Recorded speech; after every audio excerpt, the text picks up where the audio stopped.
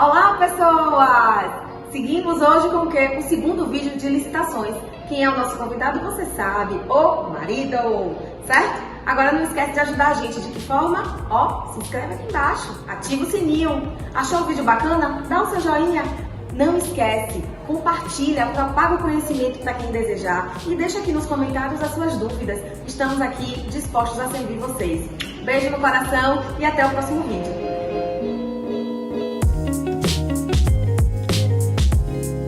Dando sequência à nossa aula, como a gente viu no bloco anterior, a licitação é um procedimento prévio às contratações realizadas pelo Estado, realizadas pela administração pública. A gente viu que são 3 as finalidades: garantir a proposta mais vantajosa para a administração pública, garantir a isonomia e garantir o desenvolvimento nacional sustentável. Vamos avançar um pouco mais agora e vamos passar para o segundo tópico. Vamos falar sobre os princípios da licitação. Percebam que eu separei aí 4 princípios da licitação, aplicáveis especificamente à licitação: publicidade, vinculação ao instrumento convocatório, julgamento objetivo e sigilo das propostas. Mas antes de avançarmos para tratar de cada um desses princípios, é preciso lembrar que todos aqueles princípios aplicáveis à administração pública aplicam-se também na licitação, como não poderia deixar de ser. Todos aqueles princípios constitucionais expressos, os princípios constitucionais implícitos,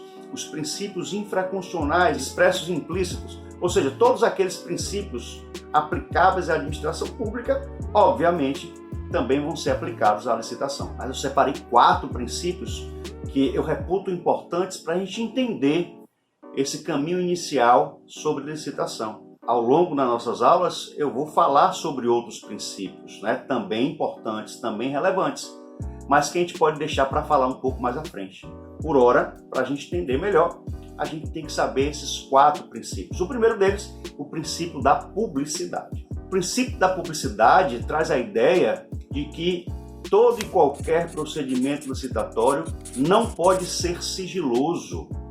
Não existe procedimento licitatório lícito sem observar o princípio da publicidade. Então, o princípio da publicidade significa que a licitação deve ser publicizada, tem que ser dado conhecimento a todos aqueles, a toda a sociedade, a todos aqueles que têm interesse em participar do certame ou verificar a sua legalidade. Então, o princípio da publicidade exige um procedimento licitatório transparente e não sigiloso. Mas não confundir publicidade com publicação, porque todo procedimento licitatório tem que respeitar a publicidade, mas nem todo procedimento licitatório precisa ter publicação de edital. A modalidade convite, por exemplo, não tem publicação de edital. A sua publicidade se dá pelo encaminhamento da carta convite aos interessados, aos convidados, e pela fixação dessa carta convite no ato da repartição pública. Então percebam, a publicidade ela é obrigatória, mas a publicação nem sempre. A publicação, portanto, é uma espécie de publicidade, mas não é a única. Ok? E aí, passando para o segundo princípio, nós temos o princípio da vinculação ao instrumento convocatório. O instrumento convocatório, como regra, a gente vai ver, é o edital, mas poderá não ser, como por exemplo, uma carta convite. Mas o fato é que, uma vez publicado, publicizado, ou seja, uma vez dando publicidade ao instrumento convocatório, todas as regras previstas no instrumento convocatório vincula tanto o particular licitante, o interessado licitante, quanto a própria administração pública.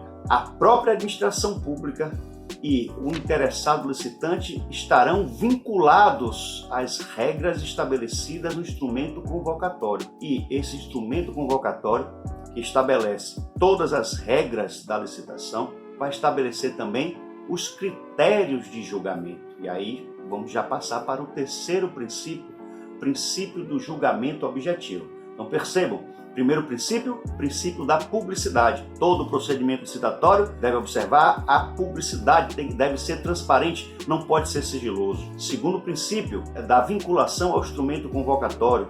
Uma vez dando publicidade ao edital, tanto a administração pública quanto o particular interessado estarão vinculados às regras previstas nesse instrumento convocatório. edital, carta convite. Esse instrumento convocatório vai estabelecer todas as regras do procedimento licitatório, dentre elas os critérios de julgamento. E aí, passando para o princípio do julgamento objetivo, esse princípio estabelece que a administração pública, por meio do edital, vai estabelecer quais são os critérios objetivos de julgamento para se definir quem será o vencedor do certame. Óbvio que esses critérios, ou o critério selecionado para reger a licitação, deve ser de prévio conhecimento de todos, que vai ter contato com o edital, para que todos saibam o que é que deve cumprir para se sagrar vencedor do certame. As regras do jogo não podem ser modificadas durante o jogo. Todos devem entrar no jogo já sabendo qual é a regra, para não ser pego de surpresa e, portanto, violar aquele princípio da isonomia que a gente viu lá como finalidade da licitação.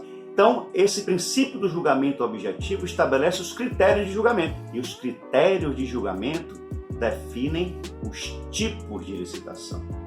Não confundir tipo de licitação com modalidade licitatória. Como a gente já falou no bloco anterior, são 6 as modalidades licitatórias: concorrência, tomada de preço, convite, concurso, leilão e pregão. Essas são as modalidades licitatórias. Não confundir com os tipos de licitação. Nós temos 4 tipos de licitação: menor preço, melhor técnica, técnica e preço e maior lance. O menor preço não é a mesma coisa que menor valor econômico. Então, não confundir menor preço com menor valor econômico, porque o artigo 46 da Lei 8666 de 93 permite que a administração pública, naquelas hipóteses lá definidas, pague um valor maior desde que essa conduta traga maiores benefícios, traga maiores vantagens para a própria administração pública. Então, na verdade, o menor preço não coincide com o menor valor econômico. Óbvio que isso deve ser observado também, mas é possível, com base no artigo 46 da Lei 8666, que a administração pública pague um outro valor, um valor maior, desde que traga um maior benefício, uma maior vantagem para a própria administração pública. Mas o critério, o tipo menor preço, é a regra definida na Lei 8666 de 93. Quando envolver o tipo melhor técnica ou técnica e preço, para evitar subjetividades, o próprio edital deve definir o que é a melhor técnica ou qual é a técnica que deve ser adotada, justamente para evitar subjetividade. E o melhor técnica ou técnico e preço, ou seja, quando envolve técnica, é um tipo licitatório, é um tipo de licitação que poderá ser utilizado em 2 situações: quando se tratar de aquisição de produtos de informática ou para a contratação de serviço intelectual. Então, repetindo, menor preço é a regra, mas não confundir com o menor valor econômico. Em regra sim, mas tem exceções do artigo 46. Melhor técnica ou técnica e preço, essa técnica deve estar pré-definida no edital e esse tipo poderá ser utilizado para aquisição de produtos de informática ou contratação de serviço intelectual. E o último tipo, o maior lance, é utilizado quando a administração pública pretende alienar seus bens. Ora, se ela está alienando um bem, quanto maior o lance, mais vantajosa será a proposta para a administração pública. Então, esses são os 4 tipos licitatórios. Não confundir com as modalidades licitatórias. Mas é possível que, na realização da licitação, ocorra um empate. É possível que 2 ou mais empresas, por exemplo, tenham ofertado o mesmo valor. E o que fazer quando se gera um empate? Aí deve observar inicialmente o que estabelece o artigo 3º, parágrafo 2º da Lei 8666 de 93. Esse artigo 3º, parágrafo 2º, estabelece os critérios de desempate. Lembrem, não confundir critérios de julgamento, que definem os tipos de licitação, com critério de desempate. São 5 os critérios de desempate previstos na lei. O primeiro deles são os bens produzidos no país, os bens produzidos dentro do Brasil. Se esse primeiro critério não servir para desempatar, passa-se para o segundo critério, bens produzidos por empresa brasileira. Se esse segundo critério também não servir para desempatar, passa para o terceiro critério, bens produzidos por empresas que investem em pesquisa e tecnologia no país, no Brasil.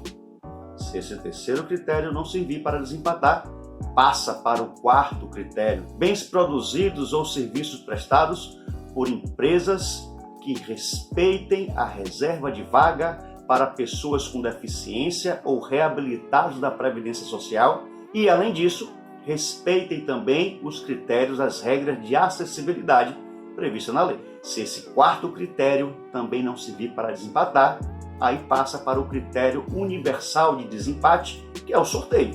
Em algum momento ia ter que se definir quem era o vencedor. Se os critérios não serviram, passa ao sorteio. Percebam que a forma que eu falei aqui denotam a ideia de critérios objetivos, sucessivos e não alternativos. O que é que eu quero dizer com isso? Você parte primeiro para o primeiro critério. Se não servir, você vai para o segundo. Se não servir, você vai para o terceiro. Se não servir, você vai para o quarto. Se não servir, você vai para o quinto. Não existe uma possibilidade de escolha de ordem de critério. São critérios objetivos, sucessivos e não alternativos. Repetindo, quais são os critérios de desempate? Primeiro, bens produzidos no Brasil. Segundo, bens produzidos por empresas brasileiras. Terceiro, bens produzidos por empresas que investem em tecnologia e pesquisa no país. Quarto, bens produzidos ou serviços prestados por empresas que respeitem a reserva de vagas para pessoas com deficiência ou de reabilitados da Previdência Social e, além disso, respeitem também as regras de acessibilidade previstas na lei. E o quinto critério é o sorteio. Então, esses são os 5 critérios de desempate da licitação. Repetindo, não confundir critérios de julgamento, que definem os tipos de julgamento, com as modalidades licitatórias, não confundir com os critérios de desempate e não confundir critério de desempate com critério de preferência ou direito de preferência. A Lei Complementar número 123 de 2006 estabelece uma regra específica para microempresa e empresa de pequeno porte. Quando uma microempresa ou empresa de pequeno porte estiver participando de um procedimento licitatório, ela terá o direito de preferência. Lembrem, direito de preferência não é critério de desempate. Critério de desempate são aqueles 5 que a gente falou agora há pouco. O direito de preferência vai ocorrer quando no procedimento licitatório estiverem participando empresas e microempresas ou empresas de pequeno porte. Nesse caso, havendo um empate entre uma empresa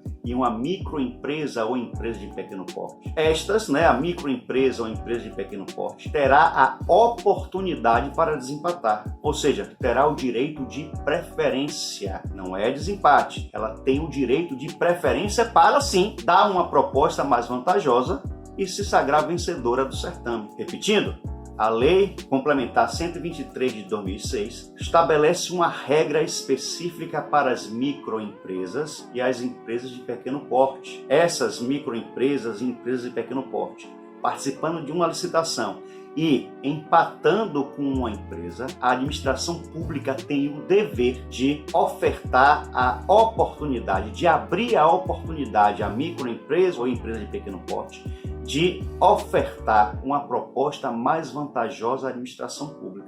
E assim fazendo, ela vai se sagrar vencedora. Então vamos imaginar que numa licitação, uma empresa fez a proposta de R$100 mil e uma microempresa também fez a proposta de R$100 mil. Nessa situação, vai para o critério de desempate? Não necessariamente. Porque primeiro, a administração pública deve abrir a possibilidade para a microempresa ofertar um valor menor e se sagrar vencedora. Ela poderá fazer o uso dessa preferência ou não. Se quiser, ela pode ir para o critério de desempate.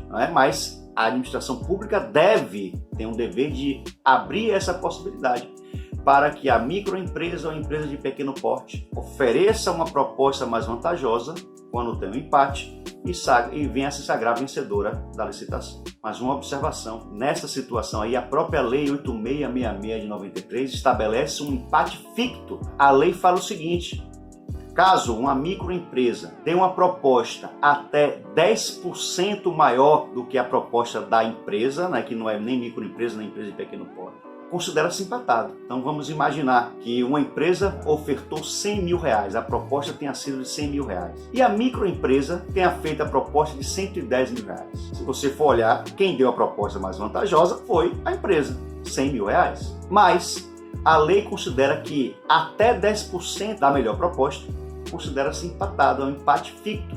E ainda assim a administração pública tem o dever de abrir a possibilidade para a microempresa de ofertar uma proposta mais vantajosa, menor do que aquela da empresa, para poder se sagrar vencedora. Então, no exemplo dado, se a empresa deu 100 mil reais de proposta e a microempresa 110, a administração pública tem o dever de abrir a possibilidade para a microempresa melhorar a proposta dela e, se eventualmente melhorar para 99 mil, ela vai se sagrar vencedora porque deu uma proposta mais vantajosa.